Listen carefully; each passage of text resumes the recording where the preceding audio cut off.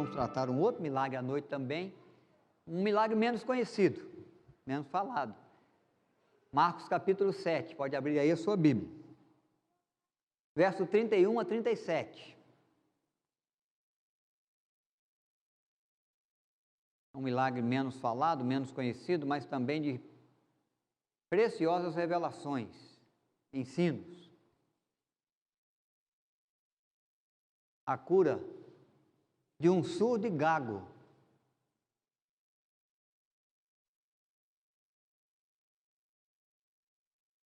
Jesus vai percorrer uma região chamada Decápolis. Decápolis, como o próprio nome já indica, é uma região de 10 cidades. É nessa região que Jesus já havia visitado antes a vila dos Gadarenos. Vocês se lembram desse gadareno endemoniado, quando Jesus põe o pé na areia, depois de uma viagem, de enfrentar até uma tempestade no mar da Galiléia?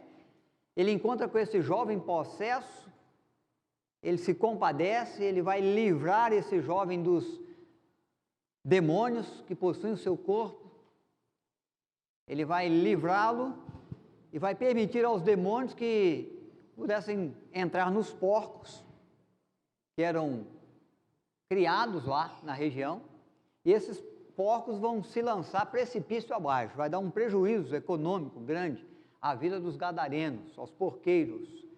É por isso que Jesus não fica ali.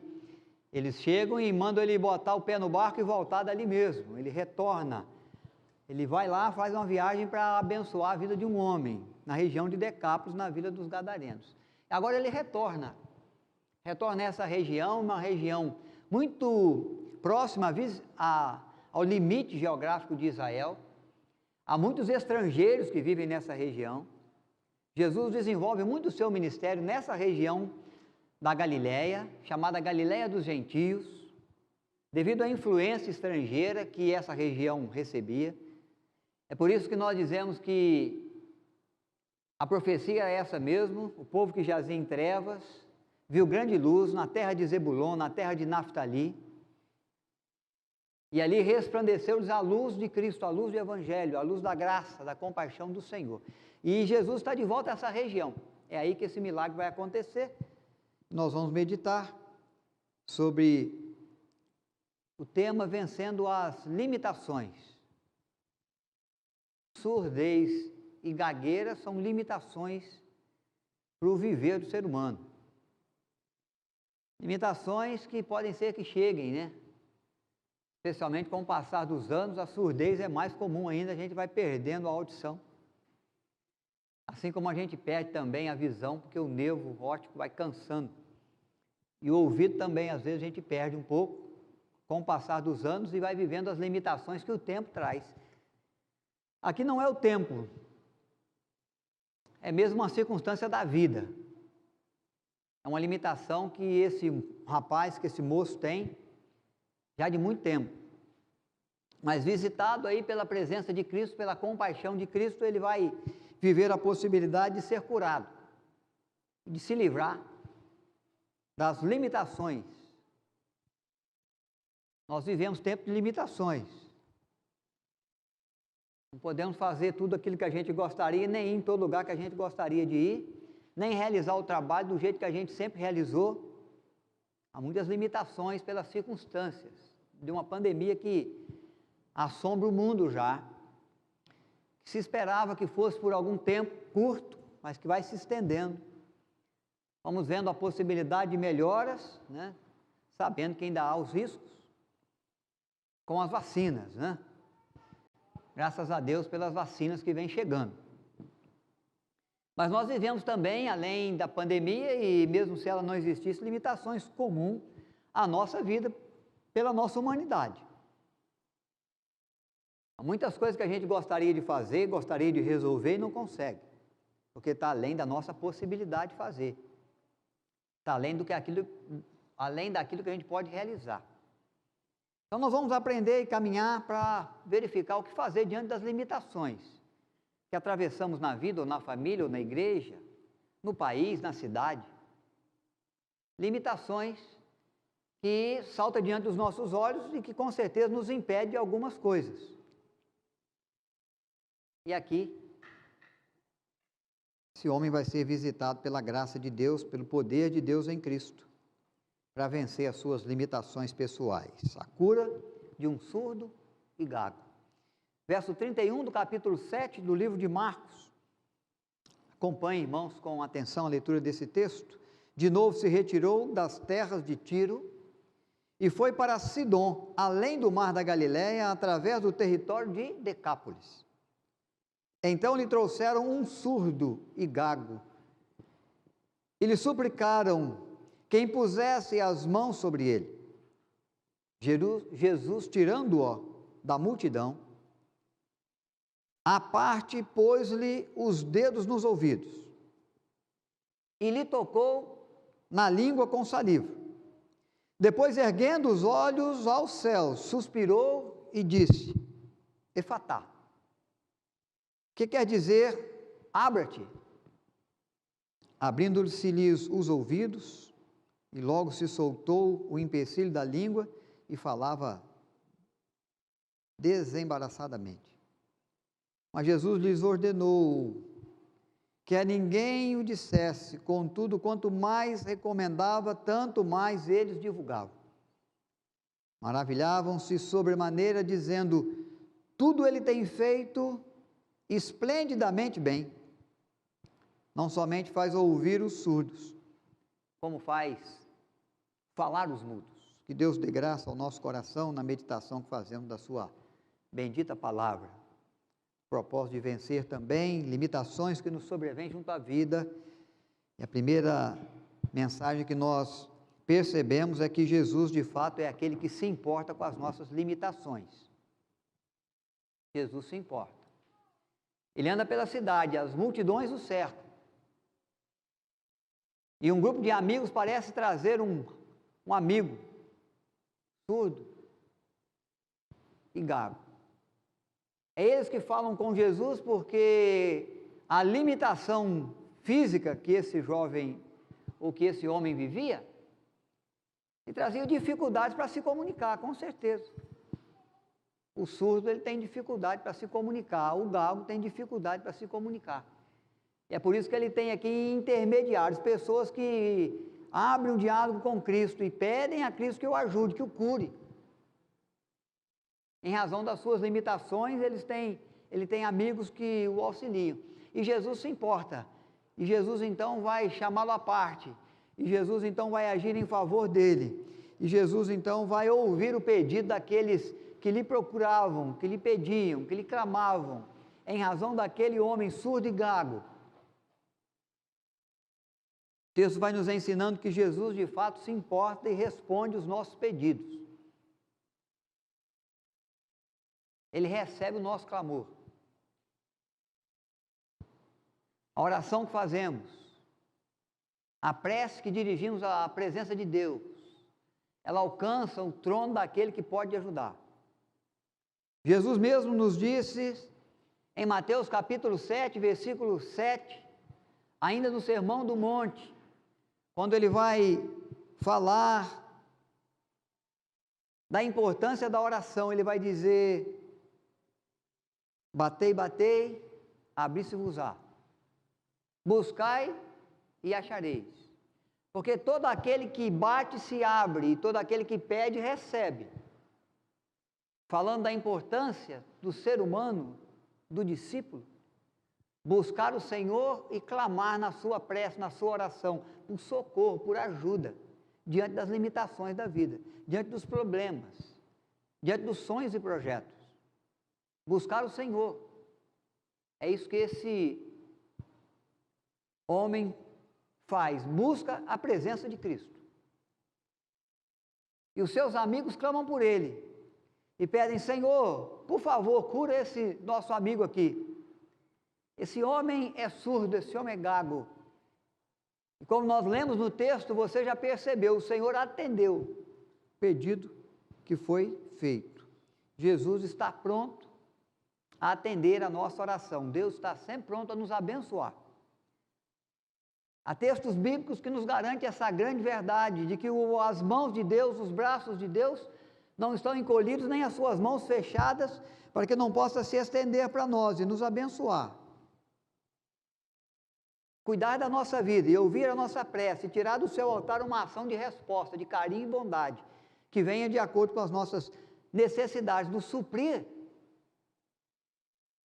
das nossas limitações, no atender da necessidade da nossa alma, da nossa família, da nossa igreja, das questões financeiras, das questões familiares, das questões que envolvem a nossa fé. O que nos falta, o Senhor pode completar. O que pedimos, o Senhor pode dar. Aquilo que a gente não pode fazer, o Senhor ainda pode fazer. Jesus menciona em João capítulo 15, verso 16, e ele está falando da videira verdadeira, eu sou a videira, vós os ramos. Ele está falando assim, é preciso que o ramo dê fruto. E para o ramo dê fruto, e para que o ramo dê fruto, ele tem que estar ligado à videira. E o ramo que está ligado à videira ainda tem que clamar ao Pai. Clamar ao Pai, para que o Pai atenda a sua súplica, a sua prece, e ele se torne frutífero. Se o nosso pedido é pedido para frutificar, se o anseio do nosso coração e a nossa prece, o bater à porta de Deus, é para que o nome de Deus seja glorificado e a vontade de Deus seja realizada, se está de acordo com o querer do Senhor, Ele vai ouvir a nossa prece, Ele vai demonstrar para você e para mim que se importa. Se é para a glória dEle, se é para que sejamos frutíferos no nosso viver, o Senhor nos ouve. Por isso devemos orar. Ore pela sua família, ore pelos seus filhos, pelos seus pais, pelos seus irmãos. Peça de Deus graça do cuidado, do carinho, da eficiência, da eficácia no trabalho. Peça de Deus harmonia familiar, entendimento no relacionamento, o coração que perdoa, o coração que pede perdão. Peça ao Senhor que possa trazer para os seus filhos, para os seus pais, para os seus familiares queridos, que ainda não tiveram os olhos abertos à fé salvadora em Cristo, que mova dos olhos as escamas, e que os faça ver, que os faça enxergar a verdade que salva, a verdade do Evangelho que transforma, a verdade que nos torna novas criaturas pela fé que exercemos em Cristo. Ore pela sua família, ore pelo seu trabalho, olhe pela sua vida, olhe pela sua igreja, olhe pela sua cidade, pelo seu país. Ore, meu irmão, clame e bata a porta do Senhor, rogando de Deus a compaixão, o perdão. Olhe pelos aqueles que sofrem.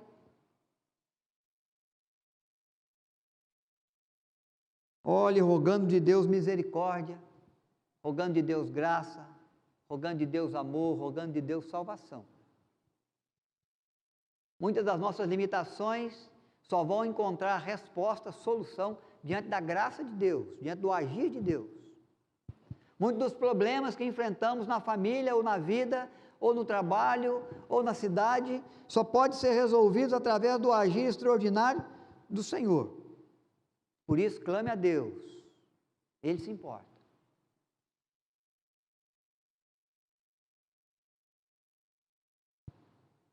É preciso que você ore.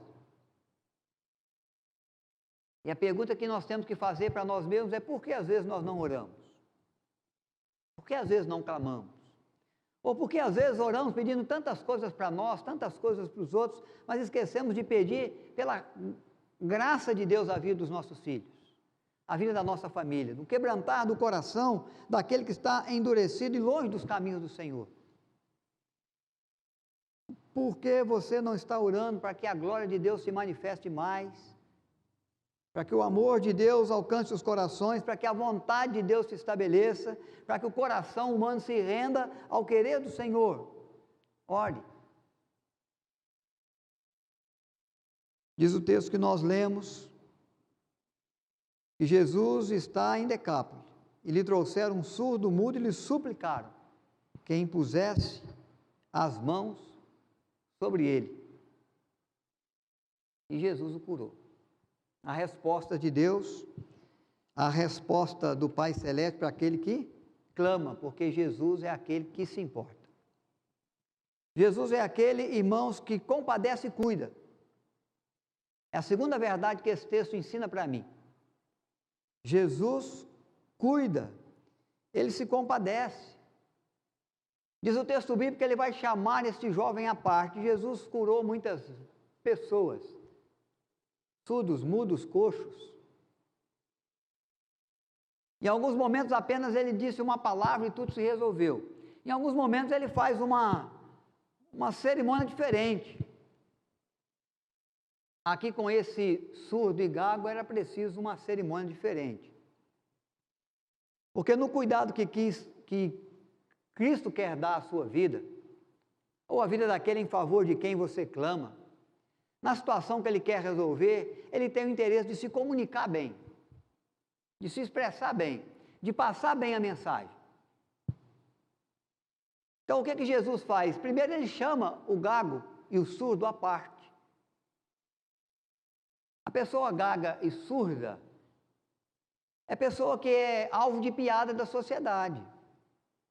Não é à toa que um papel muito antigo, mas muito lembrado, ainda é comentado até hoje, do que nós chamamos do programa A Praça é Nossa, a velha surda, que arrancava boas gargalhadas da gente.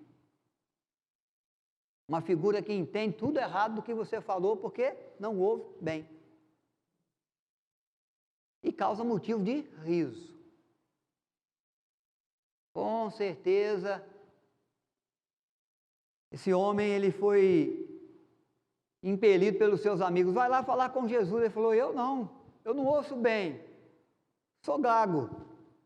O surdo e o gago é motivo de piada, a multidão está em volta, eu fico envergonhado. Às vezes eu sou motivo de chacota, não sei nem se ele vai me entender, não sei nem se ele vai me receber, e se eu me receber, pode ser que nem me entenda. Por isso Jesus o chama à parte, porque não quer expor este homem, qualquer outra situação, circunstância, porque ele já sabe, quem sabe, o quanto ele já sofreu com as piadinhas. Eu às vezes não gaguejo, mas já gaguejei muito mais. Quando eu comecei com um trabalho de aspirante ainda na igreja lá em Espera Feliz, um grande desafio meu era vencer a gagueira. Porque quanto mais nervoso você fica, mais você gagueja. E gaguejando, é claro que você se importa, se você está falando a um grupo de pessoas, mais nervoso você fica. E aí, pela tensão do nervosismo, mais você gagueja, mais difícil as palavras vão chegando para a gente na língua. Graças a Deus, quando fui para o seminário, eu orei bastante, fiz também alguns serviços aí, alguns trabalhos aí, me ajudaram nos exercícios de fonologia. E a coisa hoje é bem pequenininha. De vez em quando dá para o pessoal perceber ainda, mas muito menos. Nós sabemos o que é isso. Esse homem passava por isso. O Senhor Jesus quer se comunicar bem, então ele chama ele à parte, para ele ficar tranquilo. Ele está fora da multidão. Para ele perceber o que Deus quer fazer, o que Cristo quer fazer, e para ele entender qual a mensagem que Cristo quer passar. Então é interessante verificar os atos de Cristo aqui, porque cada ação de Cristo aqui está passando um recado. Vamos acompanhar o que Cristo faz. Verso 33. Tirando da multidão, à parte, pôs-lhe os dedos nos ouvidos. O que Jesus quer dizer com isso? Bom, ele não ouve. Então Jesus põe o dedo no ouvido dele e faz assim logo com a mão e fala, nós vamos abrir esse ouvido aí. Nós vamos limpar isso aí. Nós vamos resolver esse problema aí da sua audição. Por isso ele põe o dedo nos ouvidos, para aquele que não ouve entender o que Cristo vai fazer. Por isso que ele pega da saliva e passa na língua do sujeito. Olha o texto aí. Põe-lhe os dedos nos ouvidos, lhe tocou a língua com saliva. Para ele perceber o seguinte, vamos desembaraçar essa língua. Diz o texto que ele olha para os céus, ergue os olhos aos céus, para que ele entendesse, ó, é graça de Deus, é dádiva de Deus. Respira fundo.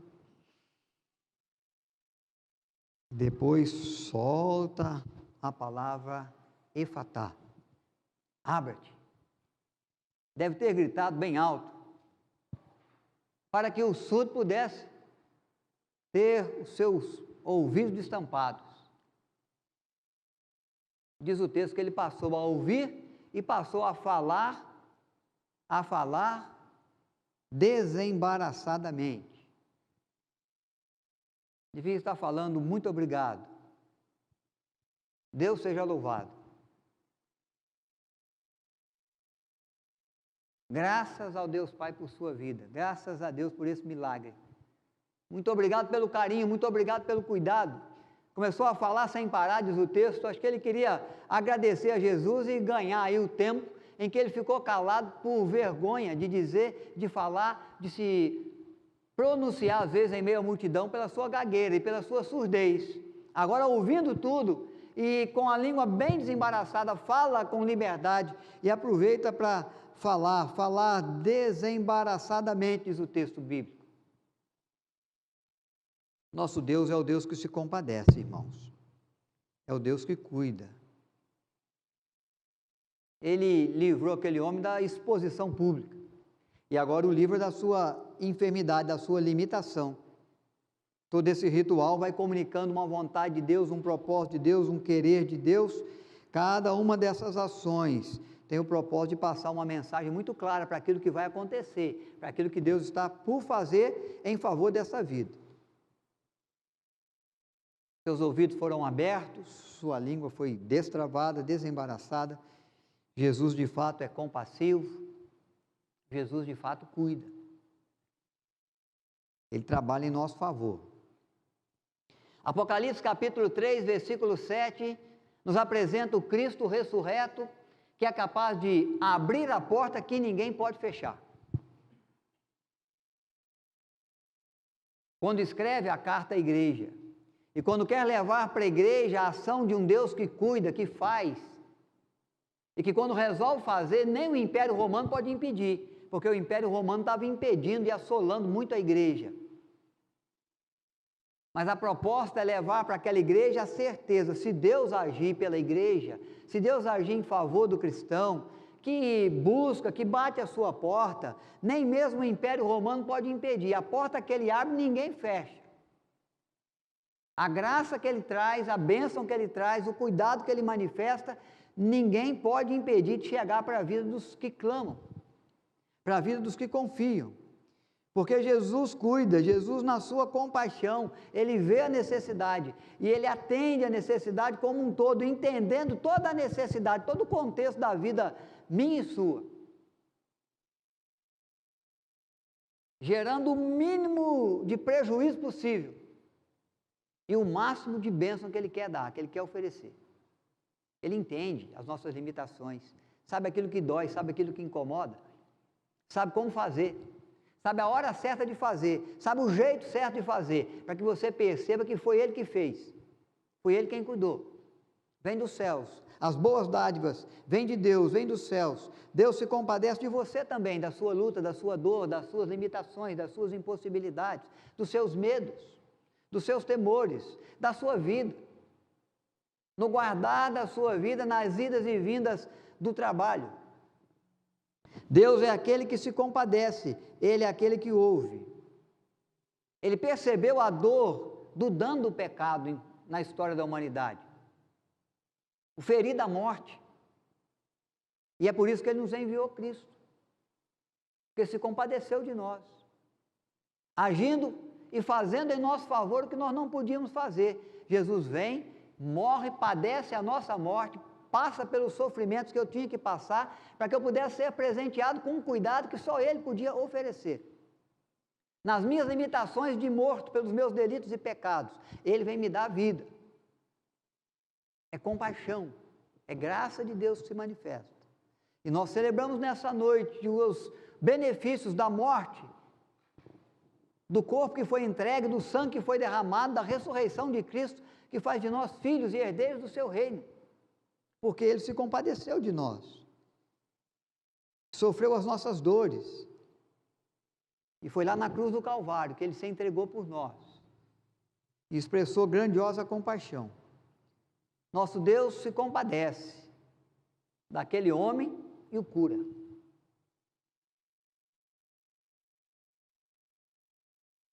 Que precioso, irmãos, poder confiar no Senhor. E Ele se compadece de você. Ele sabe e Ele identifica a sua dor também. Ele é aquele que vem ao seu encontro e cuida de você. O Senhor é aquele que age para nos surpreender. Terceira verdade desse texto me ensina é que Jesus é aquele que faz com excelência. Ele vai curar o jovem, ele vai dizer, não diga nada a ninguém, nenhum de vocês, o que aconteceu aqui. Mas muitas pessoas o conheciam, quem sabe perguntavam, como é que é, rapaz, será que agora está falando aí, está garelando direto? O que houve? Eles não aguentavam, eles diziam, fui curado por Jesus de Nazaré. Olha, mas você não ouvia, agora está ouvindo tudo com nitidez aí? Fui curado por Jesus de Nazaré. Diz o texto, mas lhe ordenou que ninguém dissera. Contudo, quanto mais recomendava, tanto mais eles divulgavam. Não dá para ficar calado agora, eu fiquei calado muito tempo. Não dá para deixar de falar aquilo que o Senhor fez. Não dá para deixar de proclamar a verdade que todo mundo tem que ouvir. E que eu não podia, mas agora eu ouço também. Há um Deus que se compadece e cuida da gente. E Ele vai divulgando isso. E aqueles que iam ouvindo e que percebiam o milagre, diz o texto, maravilhavam-se, verso 37, sobre a maneira, dizendo, tudo Ele tem feito esplendidamente bem. Não somente faz ouvir os surdos, mas faz falar os mudos.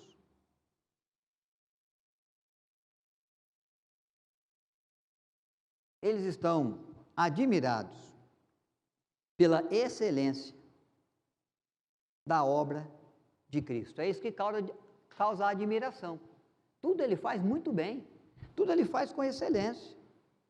O povo está maravilhado, está perplexo de ver as ações de cuidado, de carinho, de graça de Deus que supre as necessidades, as limitações. As pessoas queriam saber mais, queriam entender. Quando percebem que é Jesus de Nazaré, eles se rendem à ação de Cristo. Isso vai gerar muita perseguição para Cristo e com certeza é o que vai abrir um caminho ainda maior, mais rápido para ele chegar ao Calvário. Ciúme dos líderes religiosos que vão persegui-lo daqui em diante, que vão tentar buscar um momento propício para prendê-lo e para matá-lo, para eliminá-lo. Mas há aqui um reconhecimento que é o reconhecimento de que ele é o Messias.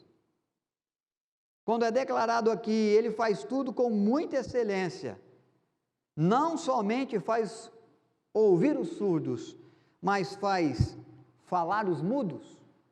Eles estão se lembrando de uma profecia do Messias, proferida pelo profeta Isaías, no capítulo 35 de Isaías, no versículo 5 e 6. Aí eu quero que você abra a sua Bíblia. Isaías capítulo 35, versos 5 e 6.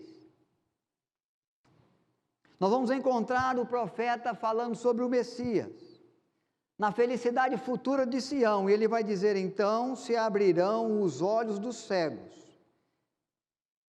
e se desentupirão os ouvidos dos surdos, e os coxos saltarão como servos, e a língua dos mudos cantará, pois as águas arrebentarão no deserto e os ribeiros no ermo.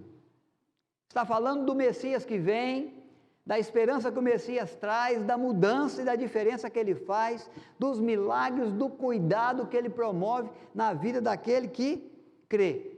Quando João Batista está preso e vai ser morto, os discípulos de João Batista vão visitá-lo. E quando os discípulos de João Batista vai visitar João no presídio, ele então dá uma incumbência para eles, dá uma ordem. Olha, está chegando aqui aos meus ouvidos ações do Nazareno, aquele que eu batizei. Eu quero que vocês o procurem, busquem e procurem saber dele. Você é ou não é o Messias? Eu fui chamado pelo Pai para ser o precursor, para abrir o caminho. Eu batizei, eu disse, eis o Cordeiro de Deus, que tira o pecado do mundo. Vai lá e pergunta para ele,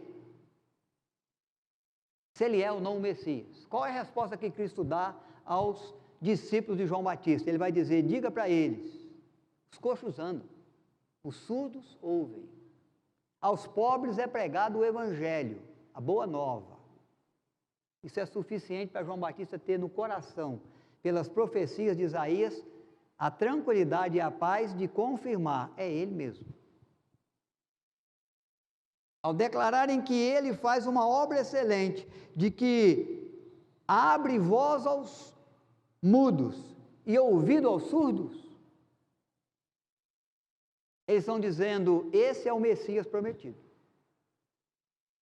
Esse é o Messias prometido, sua obra é excelente. Tudo ele faz, tudo ele realiza com muita excelência, muito bem, faz muito bem. O que Deus faz é sempre maravilhoso. Às vezes nos assusta um pouco, às vezes vai por caminhos que a gente nunca imaginou, às vezes anda por veredas que a gente nem entende.